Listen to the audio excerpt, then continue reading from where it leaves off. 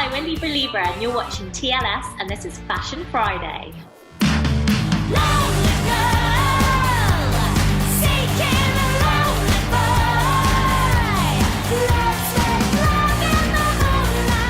My style is bold and feminine, and I guess it aims to incorporate a lot of the power that I see in feminine qualities. I would say mine is very, I don't care. So it's got that kind of, I don't really think, it sounds odd, but I don't really think about it too much. I just wear what entices me, and I get very excited by like prints and what kind of things that glisten and everything. And I think I just get drawn to certain colours and looks, and I just try to apply it to myself. But it's just basically based on inspiration. I'd say it's louder than life sometimes, so maybe go with that. Larger than life. Larger than life. So. I know. I think louder than life. I think that's a better term for it. It's more true, isn't it? So yeah, let's talk about like inspiration. What particularly you, Beth? What is it what inspires this look? You say you see things that entice you. What entices you? And sort of. Are there rules when putting outfits together? There's sort of, there's the classic, like, don't mix certain colors or so. Do you follow those rules? You say there's no rules? No, so I found that sometimes the colors that, people are like pink and green should never be seen. Yes, they should together. They can sometimes rock together. They're so good. So no, I was bullied a lot for being very large when I was younger. Although I think, that's a horrible thing to say to my younger self. Like I was just just loving life, having fun. But for some reason that really upset a lot of people. And I couldn't fit into so many clothes that I wanted to growing up. And I just started to, find things that were in my size that kind of reflected kind of what I wanted to wear. So it was basically based on colours and as patterns and things. To me, like big inspirations growing up were films and just aesthetics from directors. Like I love Wes Anderson movies, and that was a big influence on me growing up. I remember Royal Tenenbaums and just that kind of reflecting my, just really influencing me. Like I remember like after that I just was scouring vintage clothes shops looking for kind of specific kind of just looks from that kind of emulated that film to me, and also just musicians with their fashion as well. Like I think we've all had maybe like a Stevie Nicks crush, where like she just with her the draping and then the flowing and everything, and just I remember being really touched by that. And then obviously Bowie with the suits and just how he again his kind of attitude of I literally don't care, I'm gonna wear whatever I want to wear. I think that's more enticing to me.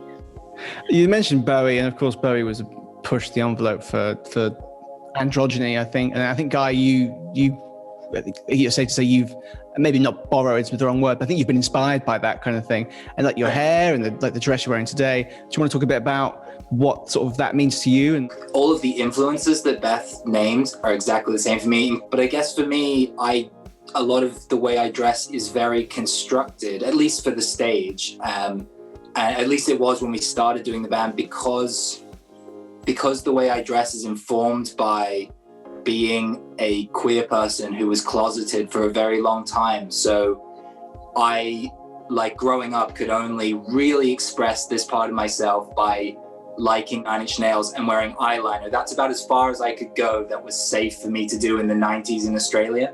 So when we started doing the band, this is something I've always done privately, like dressing in feminine, wearing dresses and stuff like that. But it was the first time I started really deciding to do it publicly.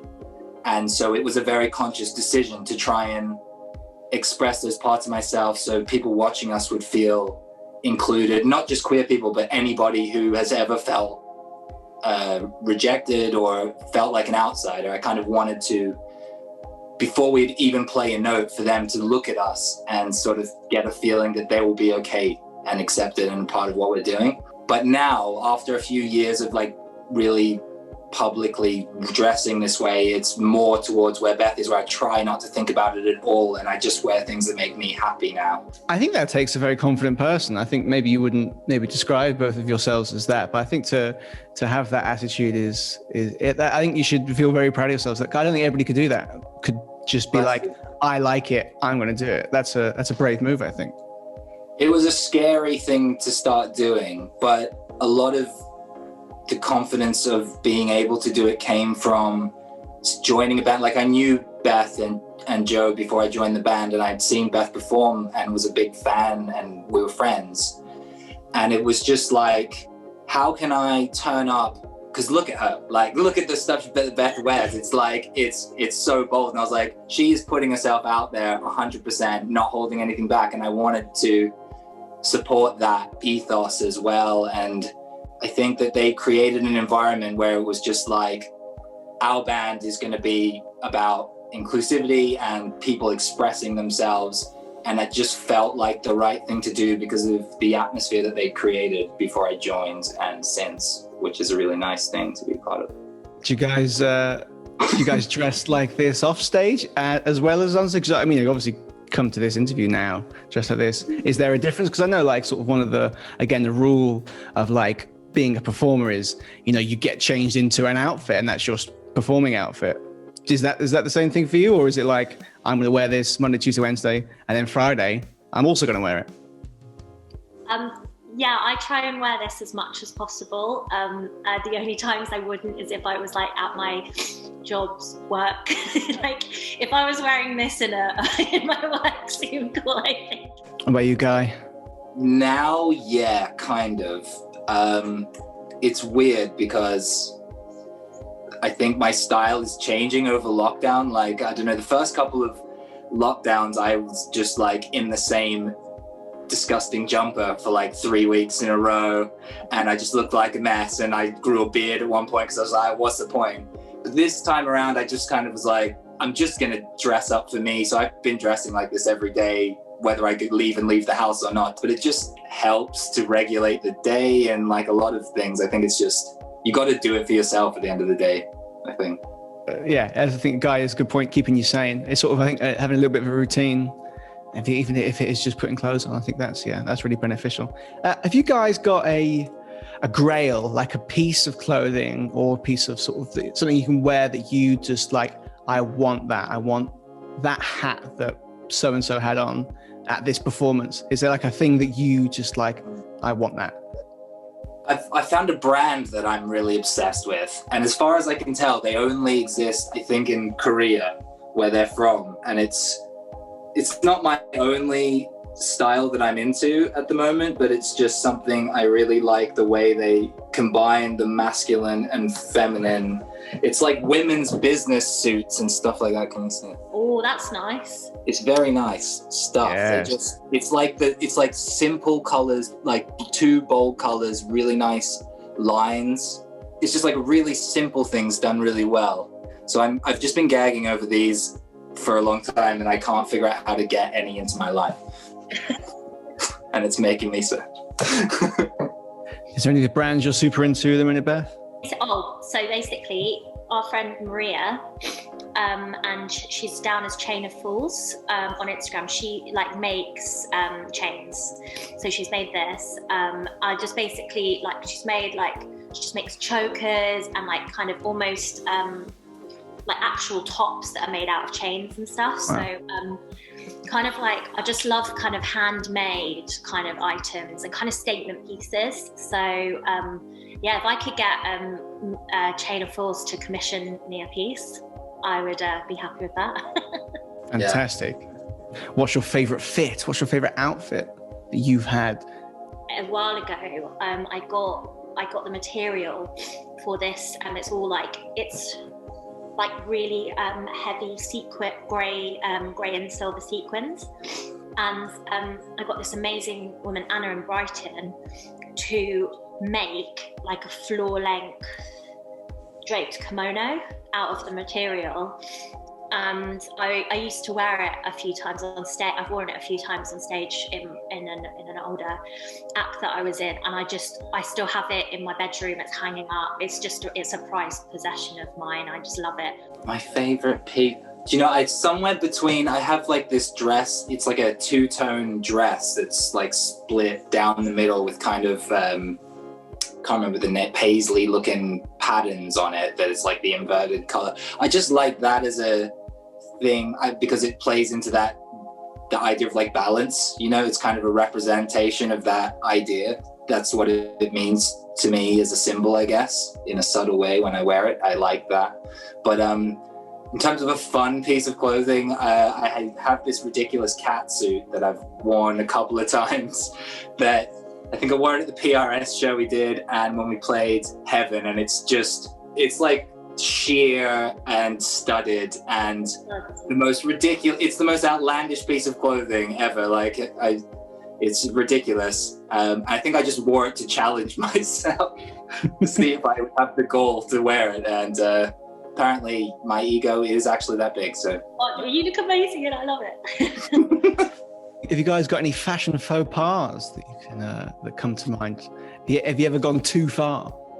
I try to go too far. Like, you know what Beth was saying before about green and pink? Like I bought a suit that is pink and red solely because I was told at one point that those two colors don't go together. That was like my main motivation. And then just tried to wear outfits that were pink and red for like several months just because of that. So I like faux pas. I don't know about you, Beth. Oh, I love them. One of my favourite things when I was 14, 15 was I got a pair of bell-bottom jeans, and I just wore dresses over them. I was just always strutting around in these bell-bottom jeans with like dresses. My mum was like, because my mum really just never really agrees with what I'm wearing, but she's from the beginning really, but we kind of joke about it, and yeah, she just used to always be like, oh, not again. I was like walking in, but you know, try everything. Why not? There's no such thing as a fashion faux pas. There's just you know, bell-bottom jeans under dresses. That's fine. I mean, we're the type of people, it's like if you say that we shouldn't do something, it makes me want to do it, you know? It's like, it's just, even I think that is in the music and in a lot of the stuff that we do is like, what, you said we can't do that? You said people can't wear this? Men can't do that? Women can't do this? I don't think so. Like, I think that informs a lot of our expression. Let's talk about shopping. So, I mean, I imagine you thrift a lot. Vintage shops you mentioned earlier, Beth. You even had one made. What sort of, do you ever go to the high street shops? I know fashion is a big thing right now, and in a positive way and a negative way. Where'd you get your clothes from, guys? With fast fashion, it is a real tricky one, especially with being, you know, I hate using the word kind of plus. It's really hard. Like. With curves and everything, certain things you'll go to like a vintage store and they won't have, you know, the sizes, because, you know, like there were a lot of smaller people. So it's really hard sometimes to find items in thrift stores being kind of, you know, more curvaceous and you know, I've got the belly and everything like that. So I have had to go, you know, like on online and use kind of shops that have extra plus sizes that I can kind of access and feel comfortable in. So that it's hard, it's a tricky one, because I think, you know, that's another thing that we need to look at is kind of creating sustainable fashion. And that if there are, by the way, if anyone's watching this and there's some good tips, I'm always up for like new places I should be looking at that can kind of offer for like, you know, people, you know, slightly larger sizes that can have still sustainable fashion. So I'm on the lookout, so please come to me. Like Beth said, if anyone has suggestions of good like gender neutral sized things, like any stuff like that, that is also the nice thing about that is that when people make clothes like that, it usually goes hand in hand with being ethically made, so it's like two for the price of one. But yeah, if anyone has any suggestions, I'm all up for that as well. And I think especially during this time, you know, shopping local is really important, you know, and so if you can find a dressmaker or a vintage shop or something, then that's going to be a lot more beneficial to the environment around you. All right, guys, it's been lovely talking to you. Thank you for giving your insight into the world of fashion. You've given me a lot to think about, a lot of cool brands to check out. Thank you so much, guys. Bye-bye. Bye-bye.